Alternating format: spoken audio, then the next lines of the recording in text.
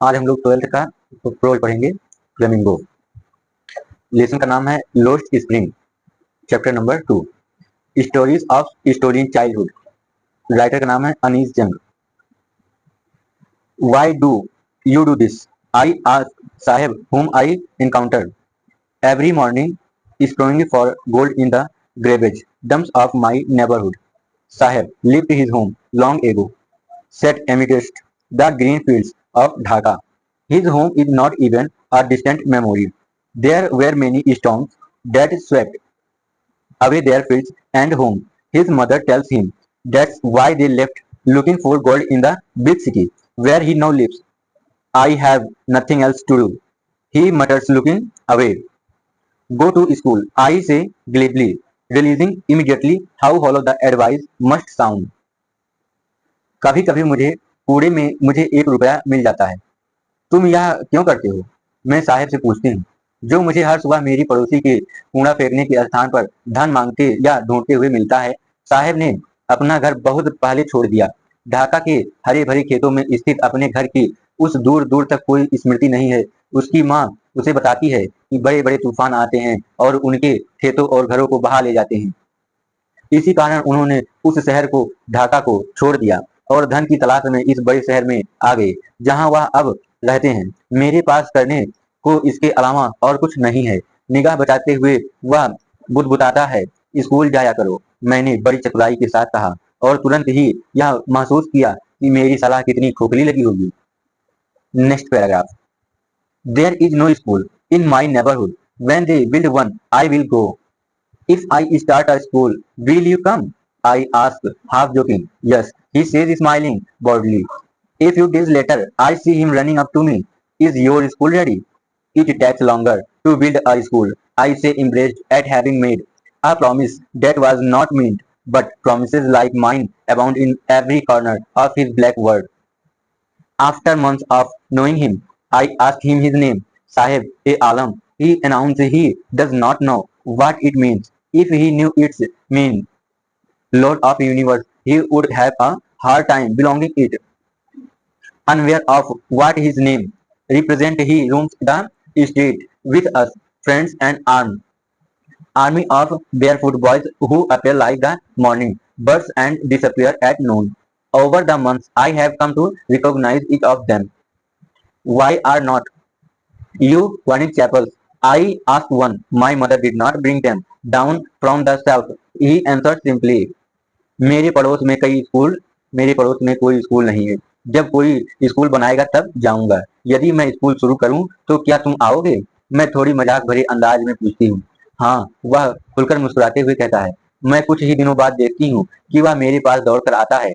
क्या आपका स्कूल तैयार हो गया है? जो मैं वास्तव में पूरा करना ही नहीं चाहती थी। ऐसा वादा करने के कारण ग्लानि से भरी मैं कहती हूँ, स्कूल बनने में काफी समय लगता है, किंतु मेरे जैसे वादे उसके पीछे संसार के हर कोने में भरे पड़े हैं।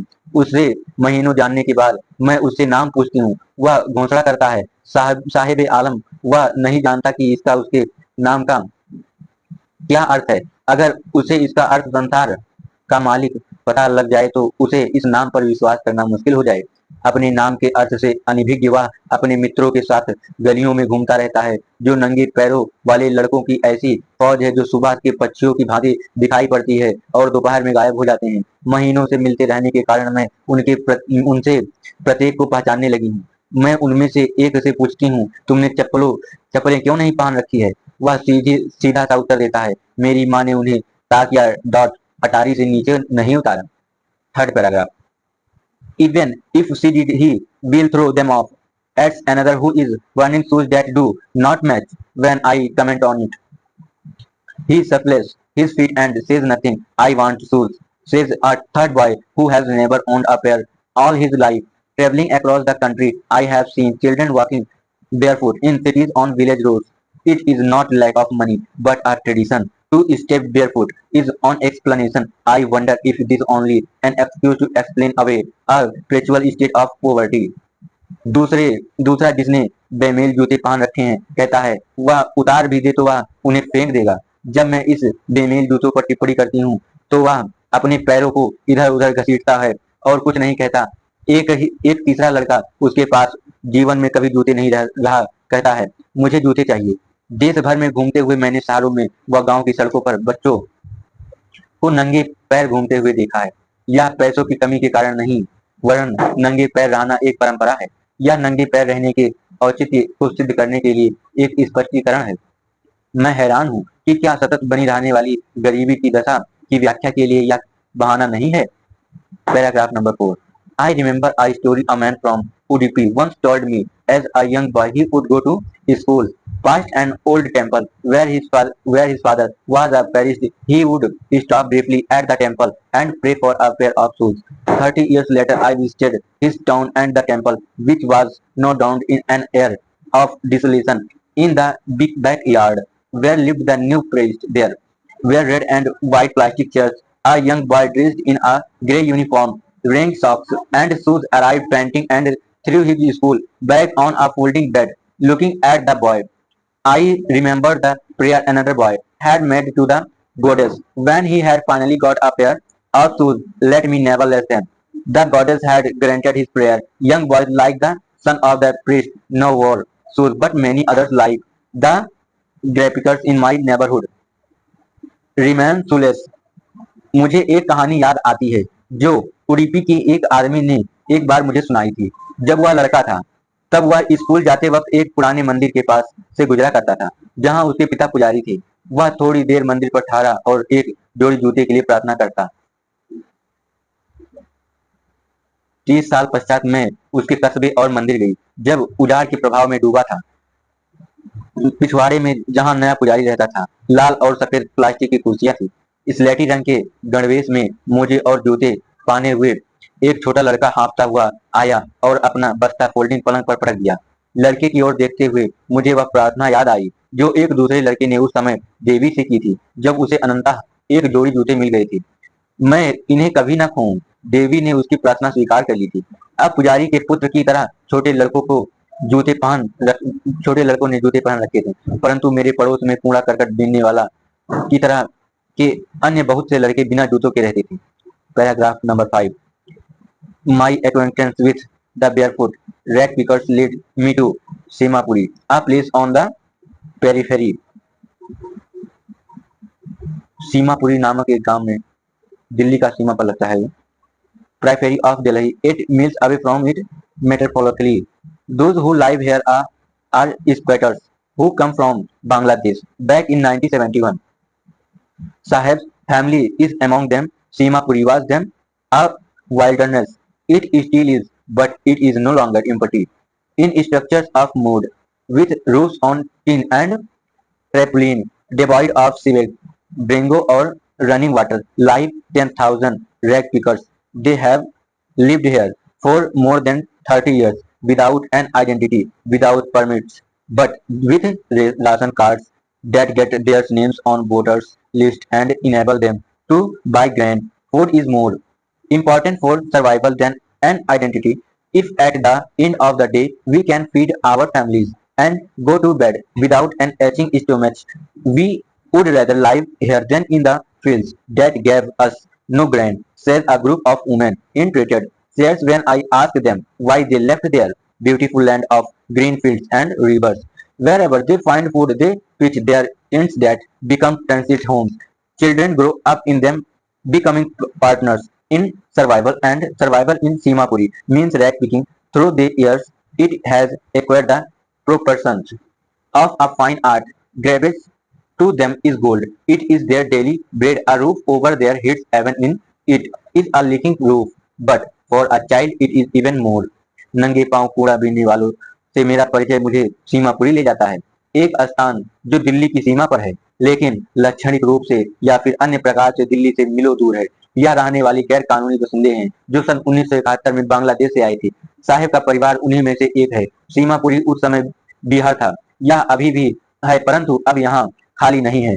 टीन और तिरपाल के नालीहीन और जलपूर्ति विहीन कच्चे घरों में 10,000 कूड़ा बीनने वाले रहते हैं।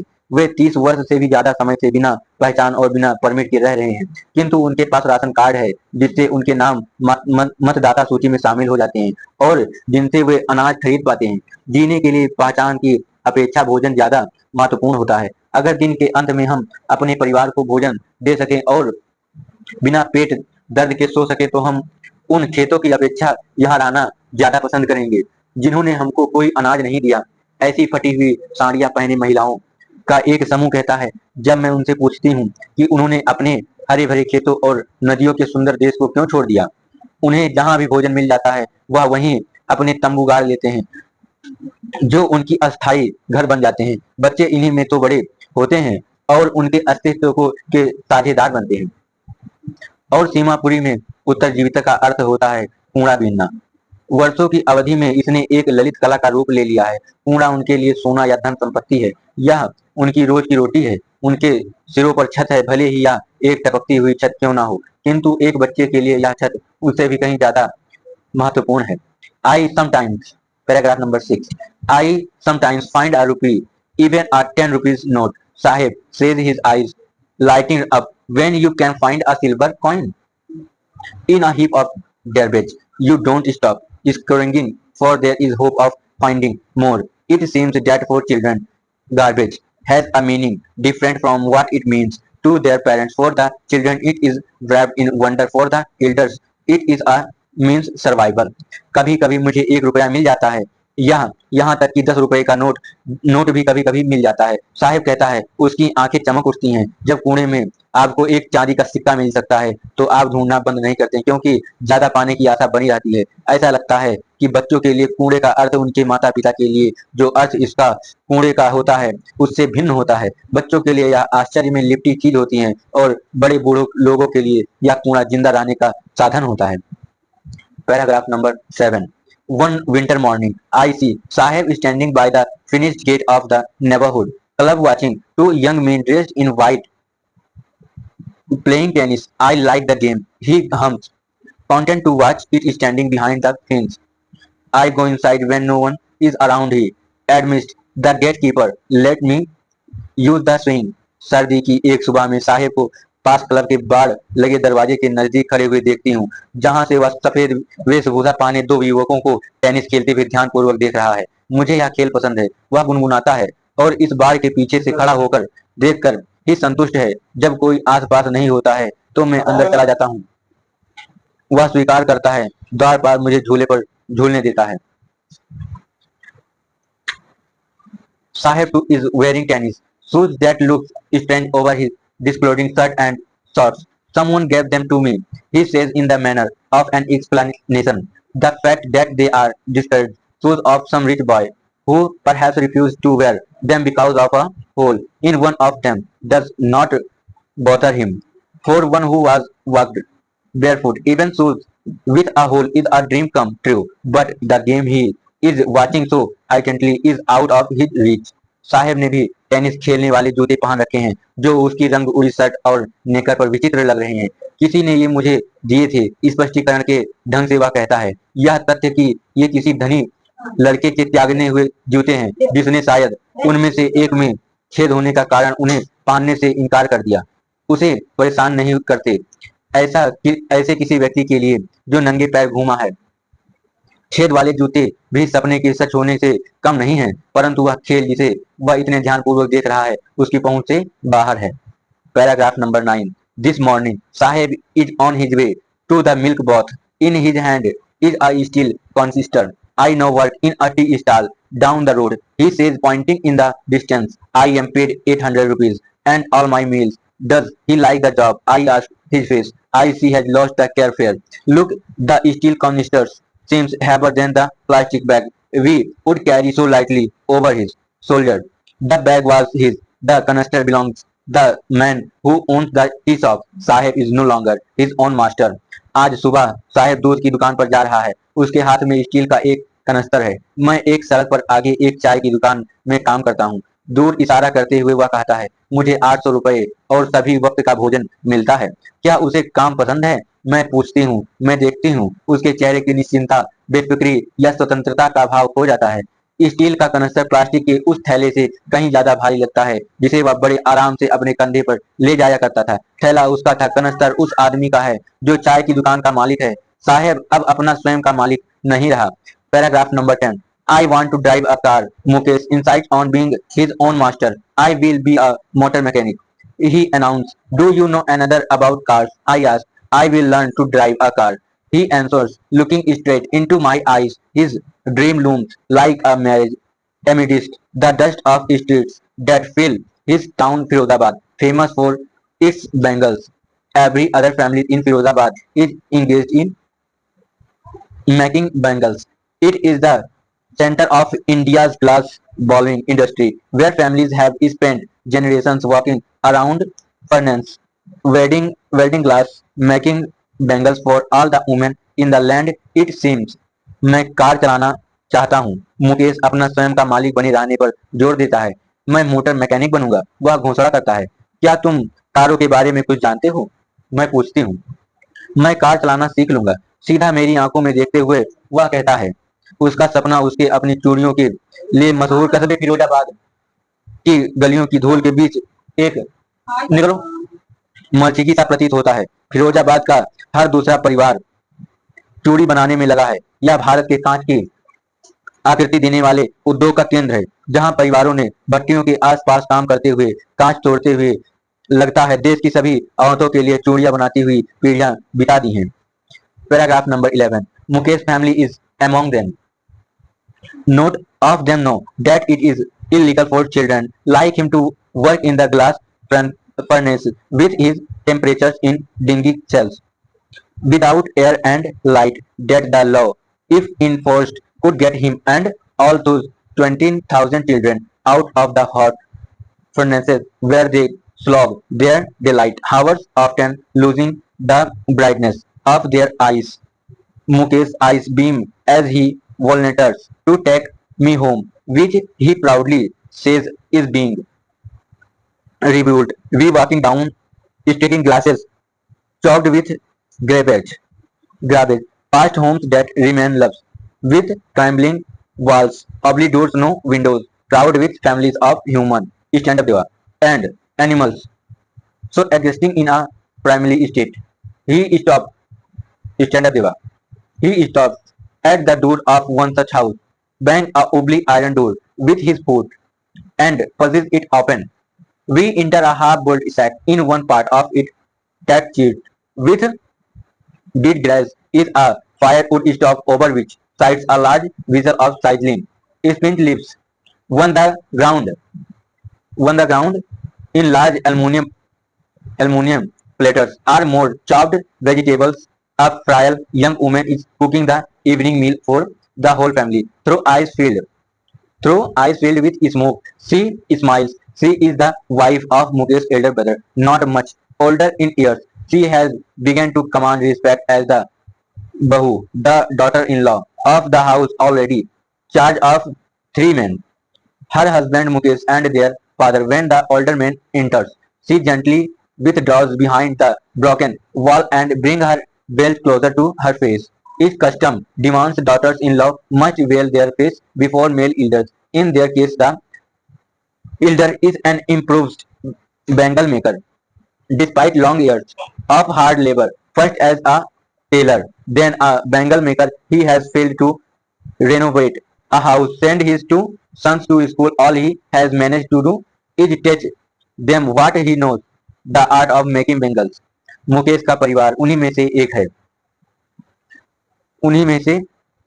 उनमें से कोई नहीं जानता कि उन जैसे बच्चों का बिना हवा प्रकाश की अंधेरी गंदी कोठरियों में ऊंचे तापमान वाली कांच की भट्टियों पर काम करना गैर कानूनी है, और यह यहाँ की यदि कानून लागू कर दिया जाए तो उन सभी 20,000 बच्चों को गर्म भट्टियों से अलग कर दिया जाएगा, जहां वे अपने दिन के घंटों में घोर परिश्रम करते हैं और प्रायः अपनी आंखों की चमक खो बैठते हैं। मुकेश जब मुझे अपने घर ले जाने का पेशकश करता है तो उसकी आंखें चमक उठती हैं। वह गर्व से कहता है कि उसका घर फिर से बनाया जा रहा है। हम कूड़े से अति परी बदबूदार गलियों से गुजरते हैं, ऐसे गंदे घरों के करीब से गुजरते हैं जो टूटी दीवारें, डगमगाते दरवाजे और बिना खिड़कियों के हैं, और जिनमें मनुष्यों और जानवरों के परिवार आदिम युग की भांति साथ साथ रह रहे हैं। वह ऐसे ही एक घर के दरवाजे पर रुक जाता है, लोहे के एक डगमगाते दरवाजे को जोर से लात मारता है और उसे खोल देता है। हम उस अधबनी झोपड़ी में प्रवेश करते हैं। उसकी सूखी घास के छप्पर वाले एक ऐसे हिस्से में एक चूल्हा है जिस पर एक बड़ा बर्तन रखा है, जिसमें पालक की सब पत्तियां खदर बदर करते उबल रही हैं। जमीन पर एल्युमिनियम की प्लेटों में और कटी हुई सब्जियां हैं। एक कमजोर युवती पूरे परिवार के लिए शाम का भोजन बना रही है।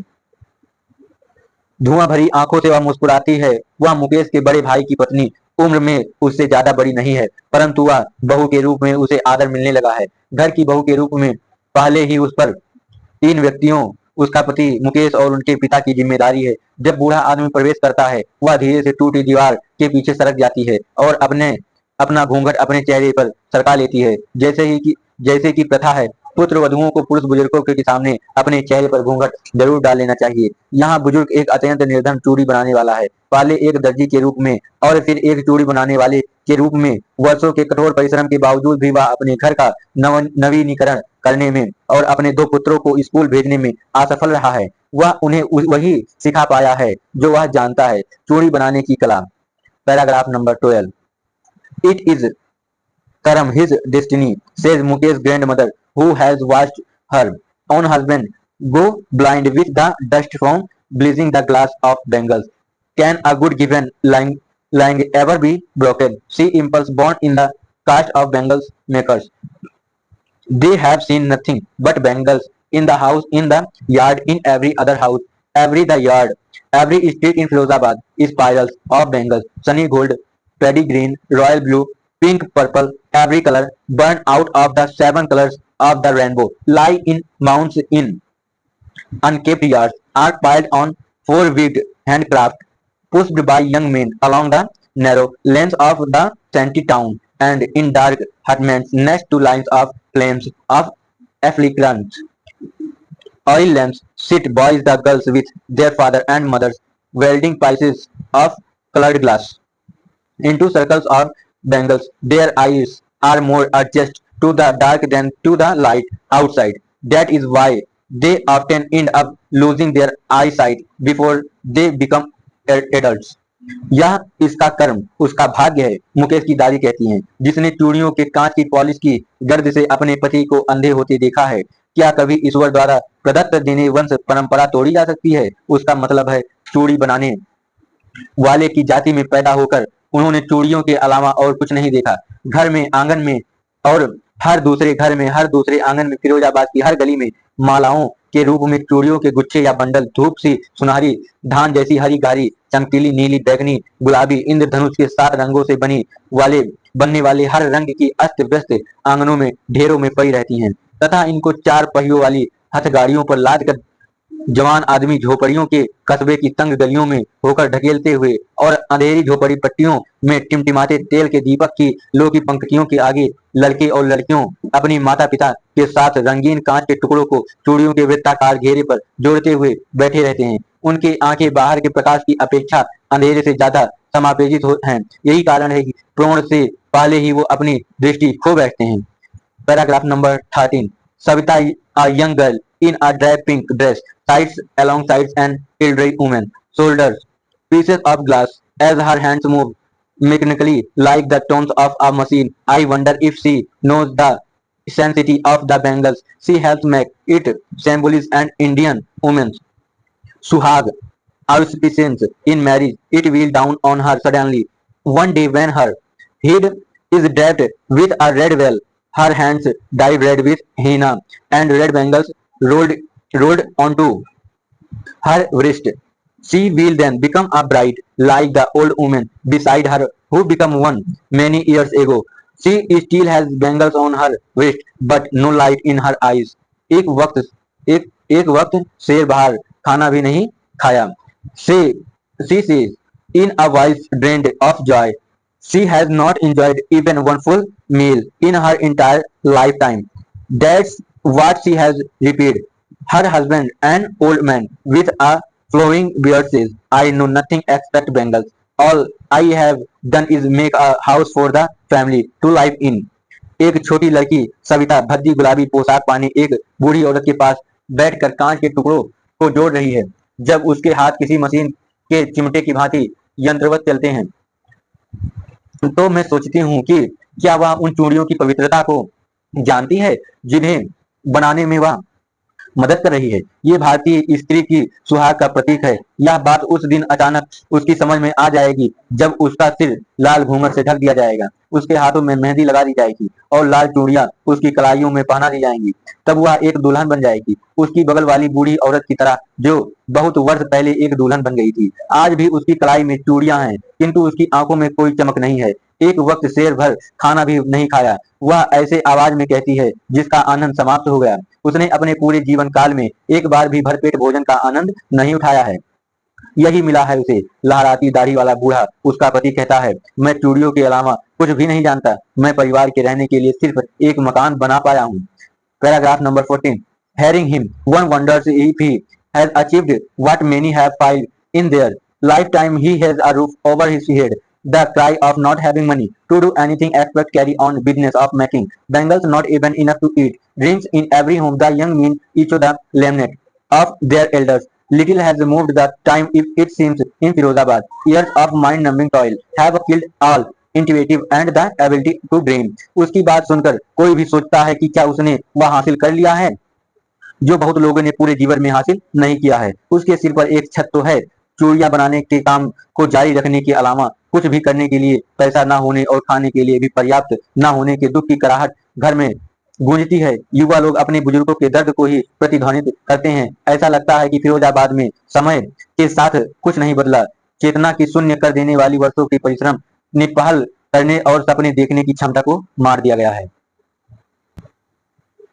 Paragraph number 15.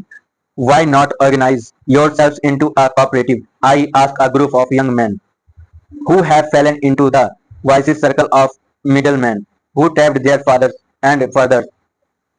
Even if we get organized, we are the ones who will be hauled up by the police, beaten and dragged to jail for doing something illegal. They says there is no leader among them, no one who could help them see things differently. Their fathers are as tired as they are. They talk endlessly in a spiral that moves from poverty to apathy to greed and to injustice.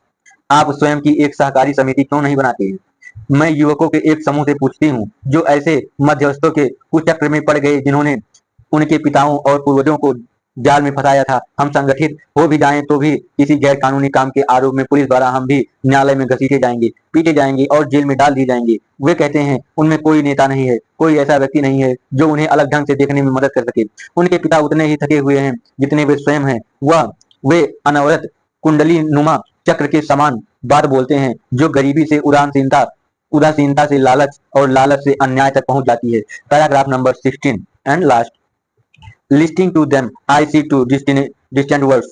One of the family caught in a wave of poverty, burdened by the stigma of caste in which they are born. The other, a vicious circle of the sahukars, the middlemen, the policemen, the keepers of law, the bureaucrats, and the politicians. Together, they have imposed the baggage on the child that he cannot put down. Before he is aware, he accepts it as naturally as his father. To do anything else would mean to dare, and daring is not part of his growing up. When I seen a flash of it in Mukesh, I am cheered. I want to be a motor mechanic. He repeats, he will go to a garage and learn, but the garage is a long way from his home. I will walk. He inside. Do you also dream of flying a plane? He is suddenly silent. No, he says, staring at the ground. In his small murmur, there is an imprisonment that is not yet turned into regret. He is content to dream of cars that he sees hurtling down the street of his town. Few airplanes fly over Firozabad. उनकी बात सुनकर मुझे दो अलग अलग संसार दिखाई देते हैं। एक तो ऐसे परिवार का जो गरीबी के जाल में फंसा है और अपने जन्म की जाति के कलंक से दबा हुआ है। दूसरा साहूकारों, बिचौलियों, पुलिस वालों, कानून को लागू करने वालों, नौकरशाहों और राजनेताओं का कुचक्र है। दोनों ने मिलकर बच्चे के ऊपर ऐसा बोझ लाद दिया है जिसे वह उतार नहीं सकता है। एहसास होने से पहले ही वह इसे उतने ही स्वाभाविक रूप से स्वीकार कर लेता है जितने स्वाभाविक रूप से उसके पिता ने किया था। कुछ हटकर करने का अर्थ होगा चुनौतियां देना, और चुनौतियां देना उसकी परवरिश का अंग नहीं। जब मुझे मुकेश में इसकी झलक दिखाई देती है तो मुझे खुशी होती है। मैं मोटर सुधारने वाले मिस्त्री बनना चाहता हूँ। वह दोहराता है। वह किसी गैरेज में जाएगा और सीखेगा, परंतु गैरेज उसके घर से बहुत दूर है। मैं पैदल जाऊंगा। वह जोर देकर कहता है। क्या तुम हवाई जहाज उड़ाने का सपना भी देखते हो? वह यकायक चुप हो जाता है। नहीं, वह जमीन की ओर घूरते हुए कहता है। उसकी छोटी सी बुदबुदाहट में एक शर्मिंदगी का भाव है जो अभी तक पश्चाताप में नहीं बदली है। वह उन तारों के सपने देखने से संतुष्ट नहीं है जिन्हें वह अपने कस्बे की गलियों में तेजी से दौड़ते हुए देखता है। मुश्किल से ही कभी वायुयान फिरोजाबाद के ऊपर से उड़ते हैं। यह कहानी सत्य घटना पर आधारित है। फिरोजाबाद में आज भी चूड़ियों का कारखाना है, जो कि भारत में सर्वाधिक चूड़ियां, जो कि कांच की चूड़ियां फिरोजाबाद में ही बनती हैं। तो लेखक ने उसके ऊपर अपनी टिप्पणियां की हैं, आलोचना किया है। आप इस पर कैसा विचार रखते हैं? कमेंट सेक्शन में जरूर बताएं। धन्यवाद।